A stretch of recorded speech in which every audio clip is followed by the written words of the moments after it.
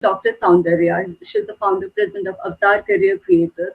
Ma'am, you have been championing the cause of career re-entry opportunities for women for over a decade. So women normally take a career break after marriage, motherhood, or relocating to some other place. So, what is your experience in this? What are the challenges that women face while opting a career re-entry?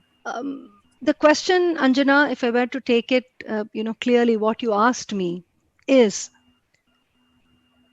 what are the challenges faced by women when they are attempting a re-entry into the workplace? Now, I just want to divide the challenges into four categories, and I will begin with the first category, which is essentially the kind of jobs that are available for women who have taken a break and who are ready to re enter the workplace. Now, when we began pioneering this concept, when we began speaking to organizations, it was way back in 2005. So it's 15 years now since we started talking about second careers for women. And the first time that we were really successful in getting a company to say that, okay, let's experiment with this particular category. You mean to say that you will give us women professionals who have taken breaks in career, but they will still do the job as well as anybody who has not taken a break. So let's go ahead. That was actually Standard Chartered Bank. And when we began working with them, we realized that first of all, organizations have to be open to hiring women who return after the break. So the first challenge is the mindset of the organization that you are going to apply for. Is that mindset an open one? Is that organization going to give you time of day when you write to them, when you send your email with your profile and you mention that you're on a break?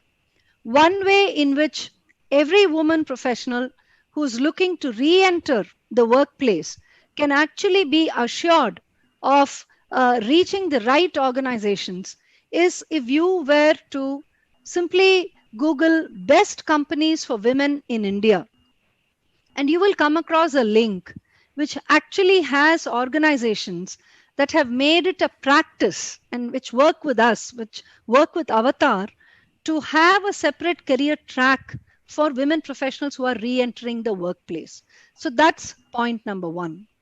Point number two, what else does prevents or is a sort of a challenge for women who want to re-enter the workplace? It is about skilling. It's about their own level of skills.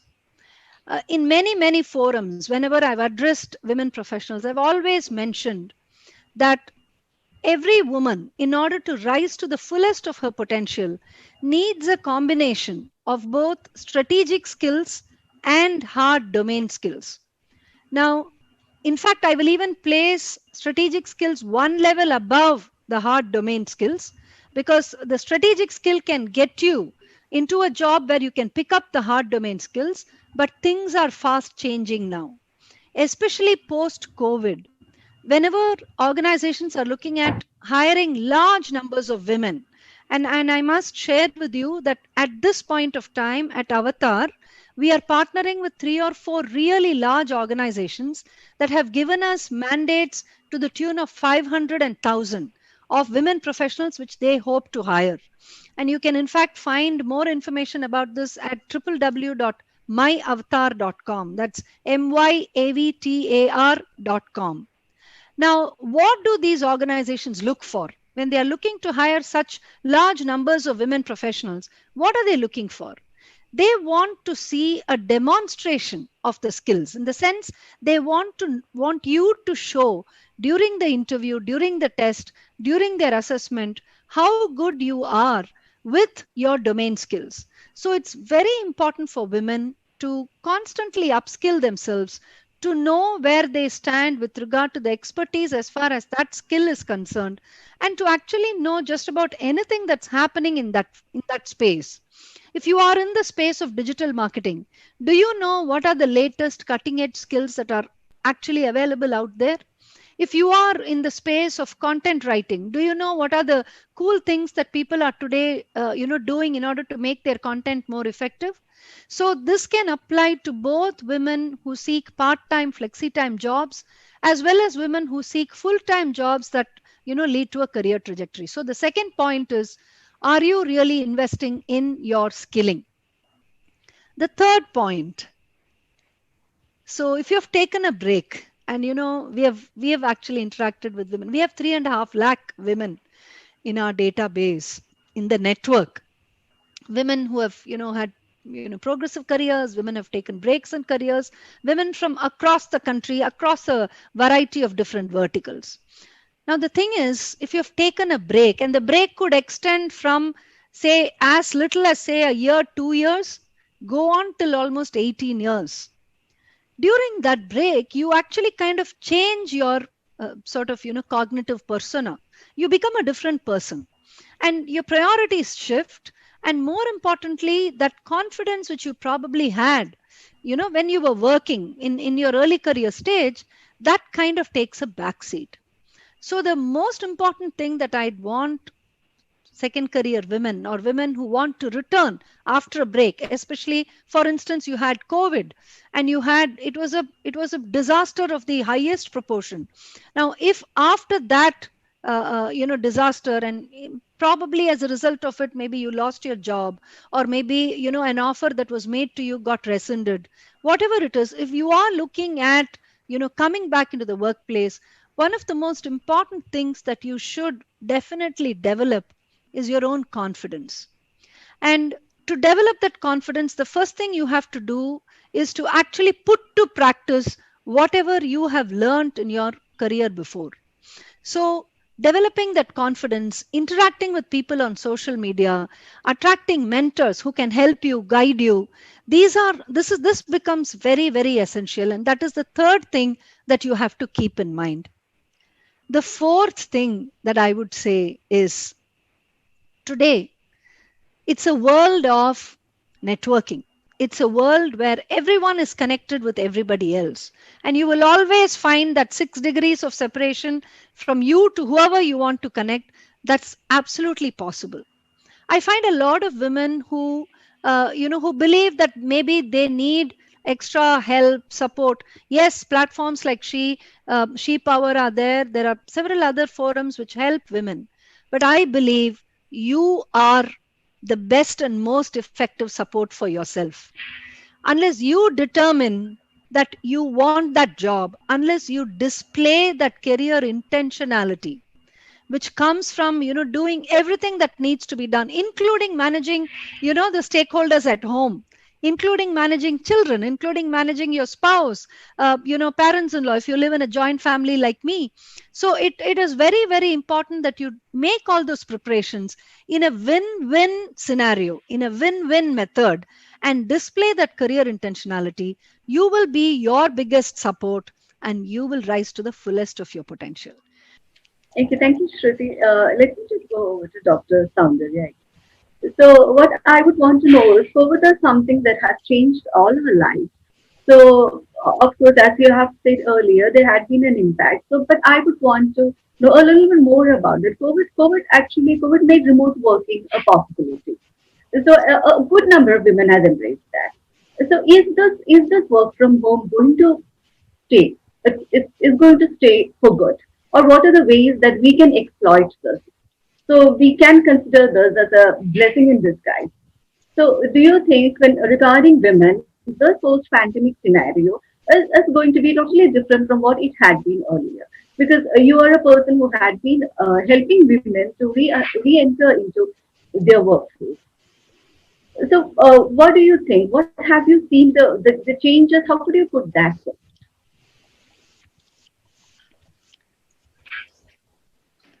Okay. Uh, Thank you, Anjana. So, what actually happened during the COVID scenario? You had organizations that had to overnight kind of shift into a remote working mechanism. And obviously, not every organization was able to do that. There were only a few organizations that could, do that seamlessly. And many organizations actually struggled to make this transition because remote working was not, known to them previously at all.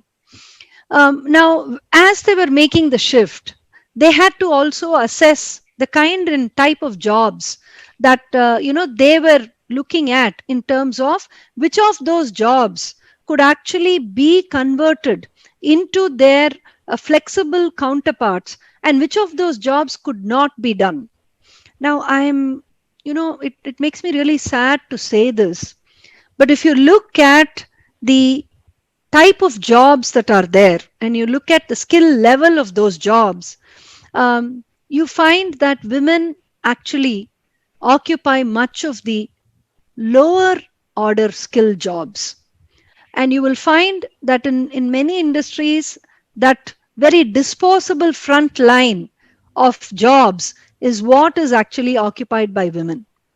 Now, so what happened? A lot of women lost their jobs. What was earlier a 27% women's workforce participation, including, this number 27% includes agriculture, includes farm, includes construction, blue collar, white collar, everything. In that dropped to 21%. And if you look at urban women's workforce participation in India today, you have only 12 women out of every 100 people, only 12 women are employed. So this is a very, very tough scenario. And a lot of it was caused due to the sudden, transition that was brought about by COVID. So what are the questions that emerge from here? The first one question that emerges is, shouldn't organizations be flexi ready? Shouldn't they already have anticipated, things like this? And I'm inclined to say that, to some extent, yes, organizations could have anticipated that when you have such large scale disasters, such large scale catastrophes that happen, organizations have to be prepared from a business continuity perspective. Now, if you look at the Working Mother and Avtar, best companies for women in India, you will find that every single one of those 100 best companies, they were able to actually transition into remote working in a matter of days or weeks. Why is this? This is because each of these organizations had already built a framework of flexibility, had already built a framework of remote working, and that really helped them when they had to do it, to run BAU, business as usual work on a day-to-day basis. So the first question, of course, is, can every organization be like that?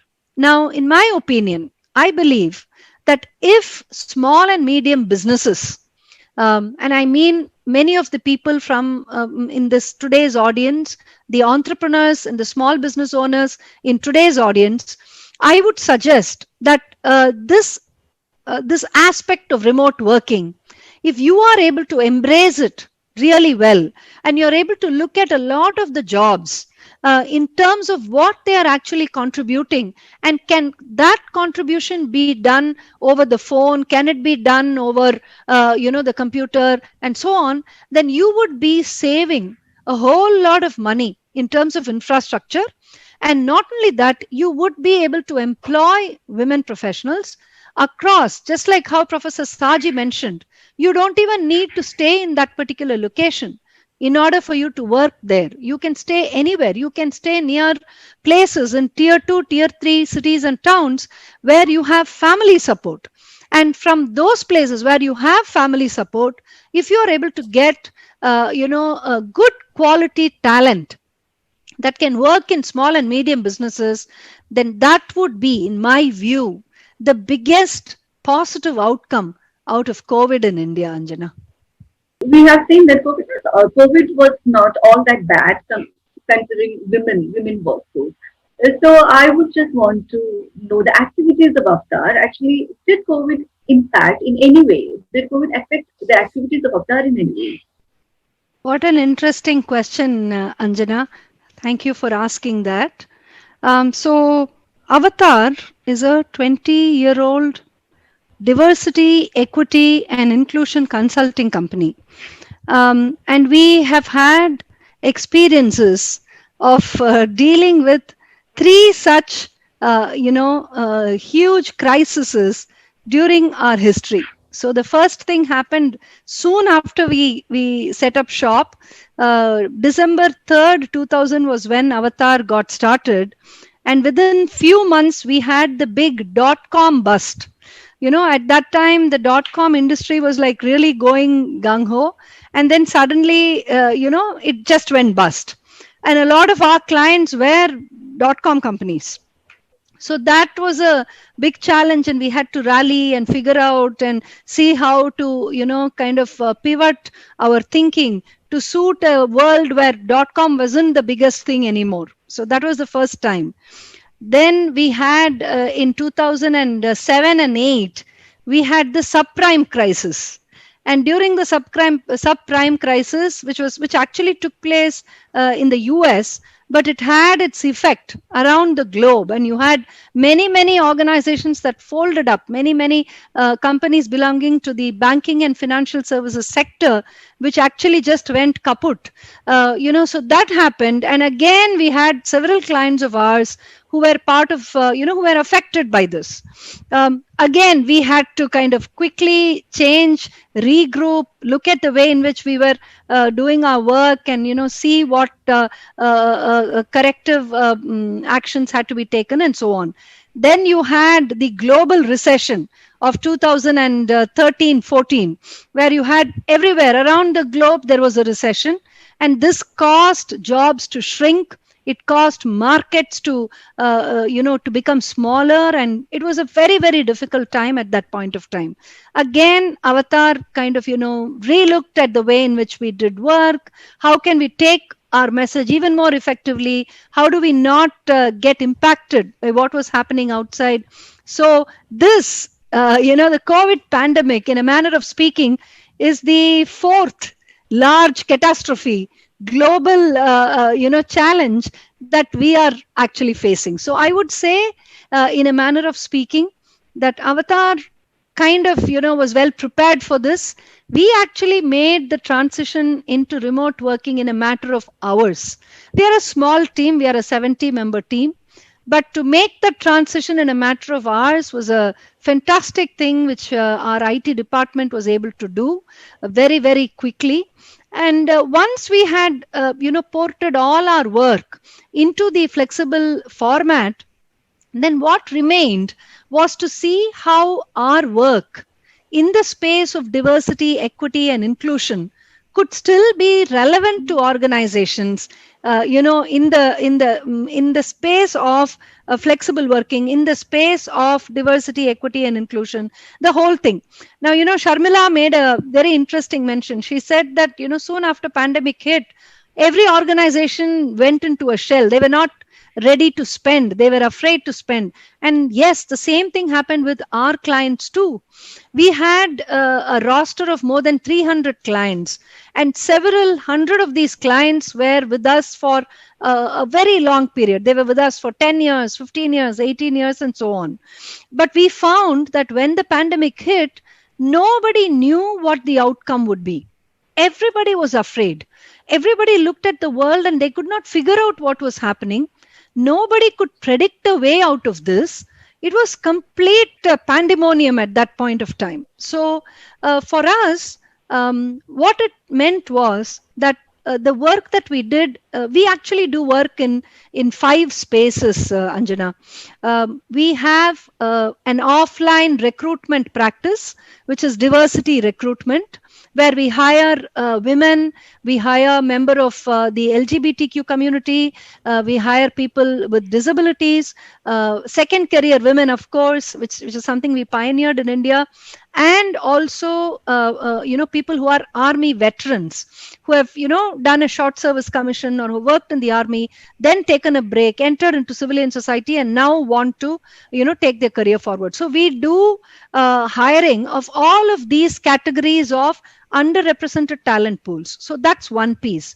The second thing that we do is online diversity hiring. We in fact have India's only diversity job portal that's called myavatar.com, and that is a job portal that actually talks to people who are underrepresented. In fact, we have many hundreds of women who have posted their profiles in the portal because they have been able to get jobs very quickly, flexible jobs which they can do working from home for businesses that are across the country. For instance, there is this business in Delhi which has actually hired someone from Pune very recently for a position. So this is the kind of work that's the second thing we do. The third is diversity experience, which is basically events and conferences. The fourth is diversity enablement, which is a lot of workshops and training programs.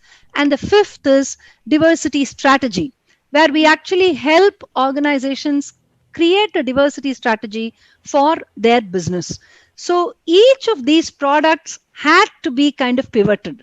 We had to look at its relevance in the current scenario where there is a pandemic, where there is job loss everywhere. I mean, when you have so many thousands and thousands of people losing their jobs, is a company actually going to be in a state of mind to look at diversity, equity, inclusion, and all of these cultural aspects? To our surprise, we found that the clientele that we were serving, the organizations that we were catering to, they were ready to do that even during the pandemic. So, quite honestly, while we definitely took a hit in revenue and we definitely had, to do several internal adjustments in order for us to manage our cash flow, manage the way in which we would, take our business forward, I would say that in the last few months, we have actually bounced back to a very large extent and doing work even more than what we were doing during the pre-COVID period.